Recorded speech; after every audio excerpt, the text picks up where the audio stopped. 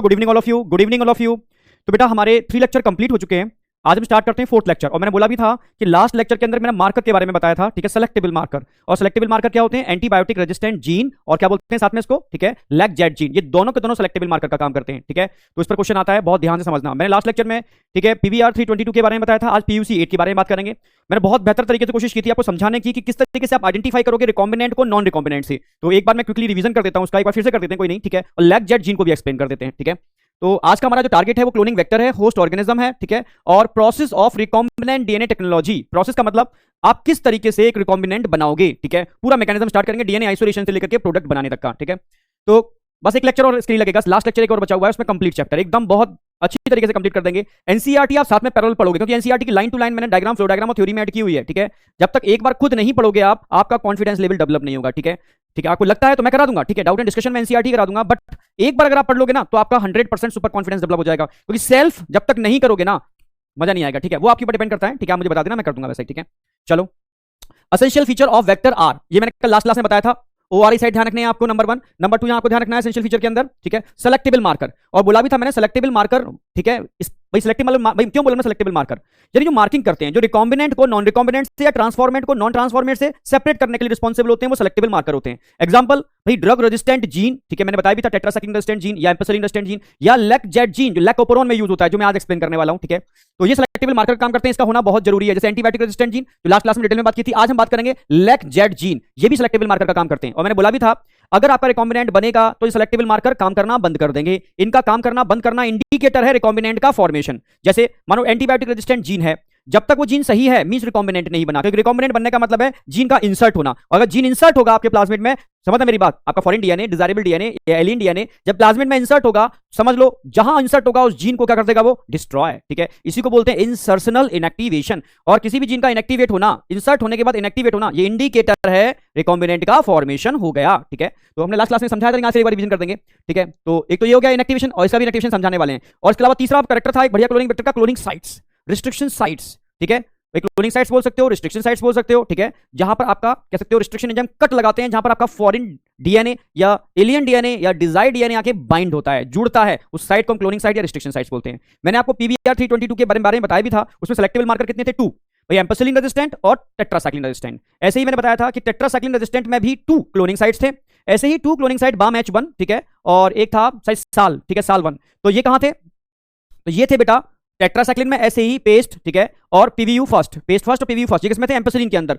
तो 2 तो, ठीक है, cloning sites selectable marker tetracycline में थे, और 2 क्लोनिंग साइट आप बोलोगे कि सेलेक्टेबल मार्कर एम्पिसिलिन में थे। यानी एम्पिसिलिन टेट्रासाइक्लिन सेलेक्टेबल मार्कर है। और जो मैंने आपको बोला कि, ठीक है, बाम H1, ठीक है, साल 1, पीवीयू, पेस्ट फर्स्ट, ये सब क्या है? इट इज अ सेलेक्टेबल, ठीक है, it is a cloning sites जो कहां होने चाहिए? ऑलवेज सेलेक्टेबल मार्कर के अंदर, क्योंकि अंदर नहीं तो बेकार है। तो पीवीआर 322 में बताया था मैंने कि 3 तो बिल्कुल ही बाहर होते हैं, इको R1, ठीक है, इको R1, हिन थर्ड एटसेट्रा, ये सब कहां होते हैं? बाहर होते हैं, किसी काम के नहीं होते। एक मैंने रोप में भी बताया था, ठीक है, वो प्रोटीन जो कि मतलब वो जीन जो प्रोटीन को बनाता है, रेप्लिकेशन में हेल्प करने वाली प्रोटीन को, ठीक है। चलो ये वाली बात क्लियर थी। तो पीवीआर 322 क्लियर था, उसमें पी प्लाज्मिड, बी बॉलिबर रेड्रिक्यूज, ये साइंटिस्ट के नाम थे। और 332 उन साइंटिस्ट ने अपनी लैब में ये 332 नंबर का प्लाज्मिड डिजाइन किया था, इसलिए इसको नाम इस तरीके से बोलते हैं। तो यहां तक की बात क्लियर थी। फिर हमने भाई एंटीबायोटिक रेजिस्टेंट जीन के बारे में बहुत डिटेल में बताया था, मैं एक बार एक्सप्लेन कर देता हूं इसको, लैक जेट जीन से पहले, ठीक है। एक शॉर्टली एक्सप्लेन कर रहा हूं, तो डिटेल तो मैं कर चुका हूं आपको। हमने बोला था आपसे कि एक बीकर ले लो आप, इस बीकर में क्या है? इस बीकर में प्लाज्मिड्स होंगे। इस बीकर में क्या होंगे? प्लाज्मिड्स। अगर इस बीकर में प्लाज्मिड्स हैं, ठीक है, कौन से प्लाज्मिड्स हैं? मान लो पीवीआर 322 है, ठीक है, और पीवीआर 322 के अंदर आप मान लो दो, एक को एक्सप्लेन कर दे रहा हूं, इसके अंदर टेट्रासाइक्लिन भी होता है और इसके अंदर एम्पिसिलिन भी होता है, समझाया था मैंने, ठीक है। समझ में तो आई गया था ना? वही चीज है, कल कराई थी, ठीक है। क्या ऐड करोगे इस बीकर के अंदर? इस बीकर में आप ऐड करने वाले हो, ठीक है, ये तो प्लाज्मिड है। कौन सा प्लाज्मिड है? PBr 322। इसमें क्या ऐड करने वाले हो? ठीक है, एक तो, ठीक है, जीन ऑफ इंटरेस्ट,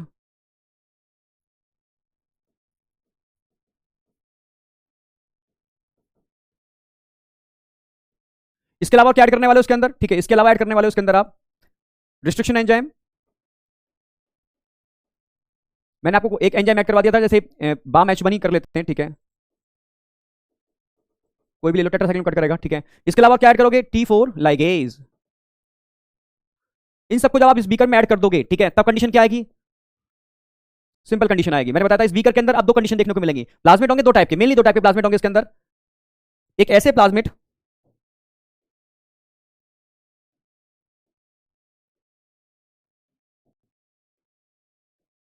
भाई एक तो प्लाज्मिड ऐसे होंगे, ठीक है, सबसे पहले भाई रिस्ट्रिक्शन एंजाइम क्या काम करेगा, कट लगाएगा, दोनों में कट लगाएगा, टेट्रासाइक्लिन वाले में दोनों में ही कट लगाएगा, ठीक है। ये कोई भी रिस्ट्रिक्शन एंजाइम कोई भी ले सकते हो, जरूरी नहीं बाम एच बनी, इसको देख कॉमनली में लिख दिया है मैंने एग्जांपल, भाई कोई भी रिस्ट्रिक्शन एंजाइम ले सकते हो जो कि ठीक है किसी एक में कट लगाए, हम टेट्रासाइक्लिन को कट करवा देते हैं, ठीक है। अगर टेट्रासाइक्लिन के अंदर कट लगवाएगा हम इंडिकेट भी कर देते हैं क्या है, टेट्रासाइक्लिन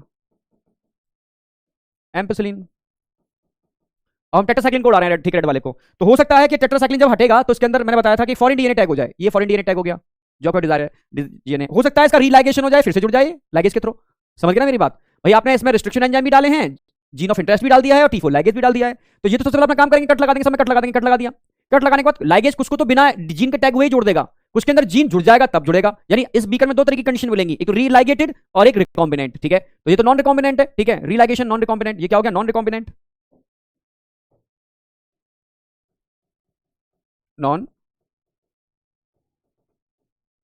जबकि ये क्या बन गया, दिस आर रिकॉम्बिनेंट। इतना क्लियर था। इसके बाद मैंने बताया था इन प्लाज्मिड को किसके अंदर एंटर कराएंगे, हम एक बीकर में एंटर कराएंगे जिसके अंदर ऑलरेडी बैक्टीरिया थे, यानी ट्रांसफॉर्मेशन करेंगे, ठीक है, ट्रांसफॉर्मेशन। जब हम ट्रांसफॉर्मेशन करेंगे, ठीक है, तो हमें तीन कंडीशन देखने को मिलेंगी, अब दिखा देते हैं, इसको एंटर कर रहे हो, इसको इसमें आप एंटर करा रहे हो, इसमें कौन है, बैक्टीरिया है, कौन से बैक्टीरिया है, ई कोला है, चलो ठीक है, ट्रांसफॉर्मेशन करा दिया। अब ट्रांसफॉर्मेशन के बाद आपको कंडीशन जो देखने को मिलेगी, क्या कंडीशन देखने को मिलेगी भाई, इसमें कंडीशन आपको ये देखने को मिलेगी, मैंने समझाया भी डायग्राम बना करके, इसमें कुछ बैक्टीरिया तो ऐसे होंगे जो किसी को भी अपटेक नहीं करेंगे, कुछ बैक्टीरिया ऐसे होंगे जो नॉन रिकॉम्बिनेंट को अपटेक करेंगे, कुछ बैक्टीरिया ऐसे होंगे जो रिकॉम्बिनेंट को अपटेक करेंगे, ठीक है, ठीक है। मान लो इसने इसने अपटेक किया हुआ, इसने अपटेक ही नहीं किया हुआ, और मान लो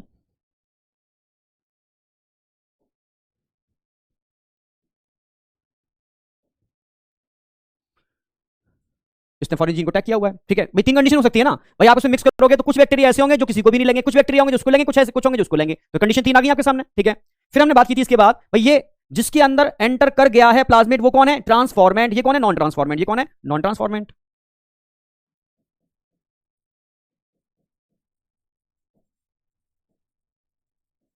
जबकि अगर इन दोनों की बात करता हूं, ये दोनों कौन है, ये दोनों ट्रांसफॉर्मेंट है भाई, जिसके अंदर एंटर कर गया प्लाज्मिड वो ट्रांसफॉर्मेंट है, जिसके अंदर एंटर नहीं किया वो नॉन ट्रांसफॉर्मेंट है, ये कंडीशन देखने को मिल जाएगी ना आपको। अब मैं आपसे पूछूं बेटा जिसमें रिकॉम्बिनेंट वाला एंटर किया है इसको क्या बोलेंगे, रिकॉम्बिनेंट ट्रांसफॉर्मेंट, रिकॉम्बिनेंट ट्रांसफॉर्मेंट, इसको non recombinant transformant, non recombinant transformant, ये हमने समझा दिया कल आपको, कल का बता रहे हैं अभी आपको, ठीक है। तो इतना क्लियर था रिकॉम्बिनेंट ट्रांसफॉर्मेंट और नॉन रिकॉम्बिनेंट ट्रांसफॉर्मेंट, और नॉन ट्रांसफॉर्मेंट में अंतर क्या है, ठीक है। अब हम क्या करेंगे, इन सारे बैक्टीरिया को एक पेट्री डिश पर हम क्या करेंगे, ग्रो कराएंगे, ठीक है, करा लेते हैं ग्रो। हमने बताया एक प्लेट ली हमने, इस प्लेट पर हमने रेप्लिका लगाया,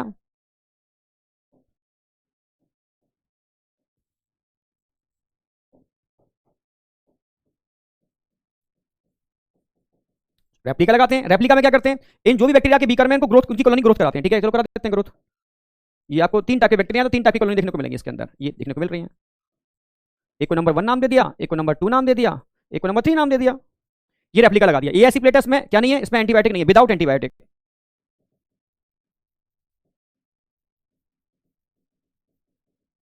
तो सारी बैक्टीरिया ग्रो कराएंगे चाहे वो ट्रांसफॉर्मेंट हो या नॉन ट्रांसफॉर्मेंट हो, ठीक है, सभी इसकी सबकी ग्रोथ आएगी। अब आपको रेप्लिका लगा रहे हो तो रेप्लिका में क्या करोगे भाई, और भी प्लेट ग्रो करानी पड़ेगी, ये तो ड्रॉबैक है रेप्लिका का। रेप्लिका जब आप लगाते हो एंटीबायोटिक के लिए तो मल्टीपल प्लेट ग्रोथ आप ग्रोथ करानी पड़ती है इसके अंदर, ठीक है।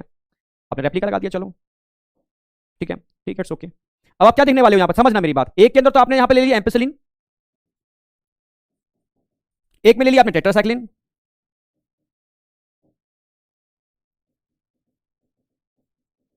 एक एम्पिसिलिन एंटीबायोटिक और एक टेट्रासाइक्लिन एंटीबायोटिक,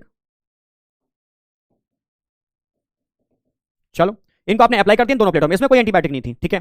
अब इतनी कॉमन सी बात है, अगर कोई ऐसा बैक्टीरिया है जिसके अंदर प्लाज्मिड गया ही नहीं है तो उस बैक्टीरिया में रेजिस्टेंस पावर तो आएगी नहीं ना, यानी ऐसा बैक्टीरिया किसी भी एंटीबायोटिक में मारा जाएगा। यानी अगर दोनों प्लेटों में ही किसी बैक्टीरिया की ग्रोथ नहीं हो रही, यहां पर भी नहीं हो रही, यहां पर भी मारा गया नहीं हो रही, ये इंडिकेटर है कि जो नंबर 1 है, नंबर 1 ना इसमें ग्रोथ कर रहा है ना इसमें ग्रोथ कर रहा है, तो नंबर 1 क्या रिप्रेजेंट कर रहा है, ये तो नॉन ट्रांसफॉर्मेंट को रिप्रेजेंट कर रहा है, नॉन नॉन ट्रांसफॉर्मेंट को एक बार में समझा दिया भाई। नॉन ट्रांसफॉर्मेंट हमेशा ना तो किसी भी एंटीबायोटिक में ग्रो नहीं करेगा, तो नॉन ट्रांसफॉर्मेंट को ट्रांसफॉर्मेंट से सेपरेट करने के लिए एंटीबायोटिक रिस्पॉन्सिबल होते हैं। क्वेश्चन बनता है, यानी क्वेश्चन आएगा ऐसा बैक्टीरिया जो ना एम्पेसिलिन में ग्रो कर रहा है ना वो टेट्रासाइक्लिन में ग्रो कर रहा है, वो किस चीज का इंडिकेटर है, वो क्या रिप्रेजेंट कर रहा है, वो रिप्रेजेंट कर रहा है कि नॉन ट्रांसफॉर्मेंट को, ठीक है, क्योंकि उसमें ट्रांसफॉर्मेशन हुआ ही नहीं है, उसमें किसी भी टाइप का प्लाज्मिड एंटर ही नहीं किया, ठीक है, इसलिए उसके पास ड्रग रेजिस्टेंस पावर ही नहीं है। तो ऐसे बैक्टीरिया किसी भी एंटीबायोटिक में ग्रो नहीं कर सकते, तो दोनों में ही ग्रोथ नहीं आ रही इस कॉलोनी की, ठीक है। तो समझ लो मतलब इस कॉलोनी को उठा के हमने यहाँ पर और यहाँ ट्रांसफर करते हैं दोनों के ऊपर, सेम इसी स्टेप में ये, ठीक है। तो आप 24 आवर छोड़ोगे तो यहाँ कॉलोनी नहीं आई, ये इंडिकेटर हो गया कि भाई ये नॉन ट्रांसफॉर्मेंट है। और अगर मैं बात करता हूँ नॉन ट्रांसफॉर्मेंट में क्या था, नॉन ट्रांसफॉर्मेंट में तो कुछ भी था ही नहीं। अब हम बात करते हैं नॉन रिकॉम्बिनेंट ट्रांसफॉर्मेंट, यानी उसके दोनों जीन सही थे, टेट्रासाइक्लिन भी सही था और एम्पेसिलिन भी सही था। यानी अगर हम बात करते हैं, अच्छा इसमें नंबर भी तो लिखना है, इसको नंबर 1 कर देते हैं, ठीक है, इसको नंबर 2 कर देते हैं, इसको नंबर 3 कर देते हैं, ठीक है। तो अब नंबर 2 की बात कर रहे हैं, ठीक है। नंबर 2 की कॉलोनी समझना, नंबर 2 में दोनों जीन सही है, कॉलोनी यहां पर भी आएगी, कॉलोनी यहां पर भी आएगी। अगर कॉलोनी दोनों जगह आ रही है, दोनों एंटीबायोटिक में आ रही है, तो इंडिकेटर है इसके पास दोनों एंटीबायोटिक के जीन सही सलामत हैं, मींस इसके अंदर इंसर्शनल नहीं हुआ, फॉरेन जीन का टैग नहीं हुआ, ठीक है, तभी तो इनएक्टिवेशन नहीं हुआ। इसका मतलब समझ लो ना मेरी बात, कौन है, नॉन रिकॉम्बिनेंट है, रिकॉम्बिनेंट नहीं है। चलो ये भी समझ में आ गया। नंबर 2 क्या है, नॉन रिकॉम्बिनेंट। नंबर 2 क्या हो गया, नंबर 2 नॉन रिकॉम्बिनेंट।